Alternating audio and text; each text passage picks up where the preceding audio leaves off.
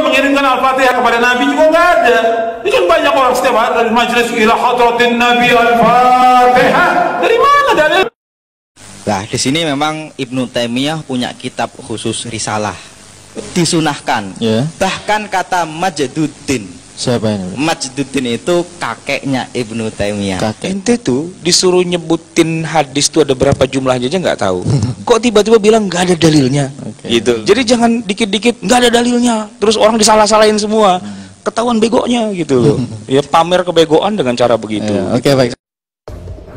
Tertangkap basah menyesatkan para ulama Indonesia. Ustadz Yazid bin Abdul Qadir Jawas Al-Wahabi kembali dibuat tak berdaya oleh hujah ilmiah murid dari Syekh Al-Utsaimin. Berdasarkan informasi yang tengah beredar, dengan sangat sombong, sang ulama panutan para Wahabi Salafi ini menuding sepihak sesat para ulama dan umat Islam Indonesia. Maka, atas dasar ini pula, serta agar umat Islam tidak terpengaruh oleh penyesatan publik sang dai Wahabi Salafi, akhirnya Ustadz mantan Wahabi Salafi angkat bicara. Berikut adalah tayangan selengkapnya. مولاي صل وسلم دائما أبدا. Dilansir dari media kebanggaan para Wahabi Salafi, Roja TV, salah satu petinggi aliran Wahabi Salafi yang sangat disegani oleh kalangan jamaah Wahabi Salafi tengah menjadi sorotan utama masyarakat Indonesia. Pasalnya, dalam potongan video yang tengah beredar luas di kalangan umat Islam itu, Ustadz Yazid bin Abdul Qadir Jawas Al-Wahabi menyatakan bahwa saat ini kaum muslimin Indonesia telah membudayakan kebiasaan yang tidak termaktub dalam Al-Quran dan hadis Nabi Muhammad Sallallahu Alaihi Wasallam. Menurutnya, masyarakat Indonesia telah terbiasa dengan perbuatan-perbuatan amalia yang dapat menjerumuskan mereka kepada siksa yang amat pedih, yaitu neraka jahanam. Dalam penegasannya itu pula, Ustadz pendiri sekaligus penasihat Roja Media ini dengan terang-terangan di hadapan para jamaah Wahabi Salafi menghina rutinitas amaliyah membaca surat Al-Fatihah untuk Nabi Muhammad SAW yang telah lama dilakukan oleh para ulama dan masyarakat Indonesia. Bahkan dengan nada membuli, Ustadz Yazid Jawas Al-Wahabi berkelakar bahwa masyarakat Indonesia sudah kelebihan stok perbuatan baik sehingga sangat berani mengirimkan bacaan surat Al-Fatihah kepada Nabi Muhammad SAW, padahal perbuatan semacam itu tidak memiliki dalil. Untuk meyakinkan para jemaahnya, Ustadz Salafi Wahabi ini menggunakan narasi datar dengan diperkuat hadis Nabi menyatakan bahwa perbuatan semacam itu telah benar-benar menyimpang dari agama Islam karena tidak ada perintah yang sharih dari Al-Quran maupun dari hadis Nabi Muhammad Sallallahu Alaihi Wasallam. Yang diperintahkan itu baca sholawat Nabi, bukan kirim Al-Fatihah. Sudah kayak kelebihan amal baik saja kalian ini, tegasnya. Nggak ada para sahabat membacakan Quran di kuburan, nggak ada. Kemudian juga mengirimkan Al-Fatihah kepada Nabi juga nggak ada. Ini kan banyak orang setiap hari dari majelis ila hadratin Nabi Al-Fatihah. Dari mana dalilnya? Dari mana dalilnya? Dari mana? Yang disuruh kita membanyakan apa? Sholawat kepada Nabi, bukan baca Al-Fatihah. Kenapa enggak Al-Baqarah? Ada yang ketahuan berbohong lagi atas nama agama untuk menyesatkan umat Islam. Layak untuk dikaji apakah ini benar-benar atau hanya bualan semata.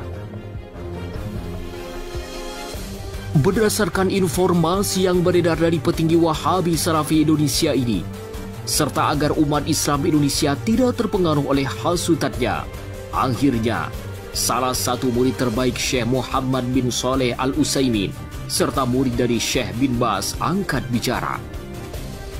Ustadz Ahmad Sarwat LCMA dengan tegas membantah penyesatan sang dai Wahabi Salafi ini melalui argumentasi ilmiah rasional serta bersumber dari Al-Quran dan hadis Nabi Muhammad SAW. Ustadz terbaik lulusan Timur Tengah ini dengan sangat detail menguraikan dalil amalia yang marak dilakukan oleh umat Islam Indonesia ini. Menurutnya, mereka yang biasa menyesatkan amalia umat Islam tanpa memperhatikan dan meninjau kembali dalilnya adalah bentuk kebatilan yang sangat nyata. Karena hal itu termasuk bagian dari kedangkalan ilmu pengetahuan yang minim referensi dan rujukan. Jika saya ketemu dengan orang seperti ini, saya katakan kepadanya, emang ente sudah baca berapa hadis Nabi tentang hal ini? Agar lebih jelas, berikut adalah tayangan selengkapnya. Ini pertanyaan menarik Pak ya, karena kita mengawali hadroh kita itu dengan ila hadrotin Nabi. Hadroh itu sebenarnya para ulama mengartikan bukan hadroh itu pada kehadiran, tapi kepada yang mulia. Secara bahasa itu hadroh itu maknanya yang termulia. Ada yang bilang begitu. Gitu. Nah di sini memang Ibnu Taimiyah punya kitab khusus risalah. Yang mana sekitar kalau sudah ditahqiq ini ya sekitar 150 halaman. Judulnya adalah Risalah fi Ihda'is Tsawabi lin Nabiyyi sallallahu alaihi wasallam. Risalah tentang hadiah Ihda'is Tsawab, hadiah pahala kepada Nabi. Karya Ibnu Taimiyah. Yang mana beliau menguatkan pendapat bahwasanya Ihda'us Tsawab lin Nabi itu tidak sampai dan tidak boleh. Ibnu Taimiyah tidak boleh ya? Tidak boleh dan tidak sampai. Kenapa?